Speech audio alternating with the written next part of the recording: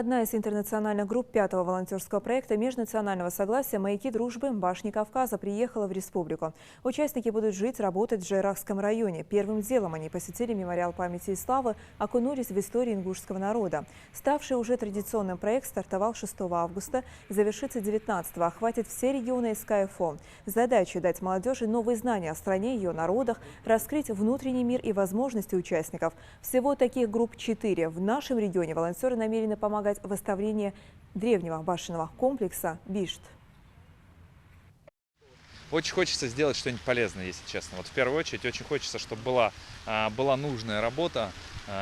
И хочется показать ребятам, я один из немногих, кто в Ингушетии не первый раз, в основном большая часть ребят, ну кроме тех, кто представители Республики Ингушетия, они первый раз в Ингушетии.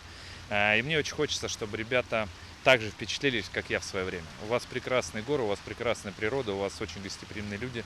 И мне хочется, чтобы ребята все это тоже на себе прочувствовали, поняли, чтобы в следующий раз приезжали уже самостоятельно, без нас. Сама суть этого проекта в том, чтобы они помогли именно тем реставраторам, которые эту реставрацию уже проводят, потому что там очень много нюансов. Вот, допустим, в Биште уже идет реставрация, и уборка территории, подвоз вот этих камней, вот в организации вот таких вопросов именно в качестве волонтеров эта команда оказывает им непосильную помощь тем реставраторам, которые эту работу уже проводят.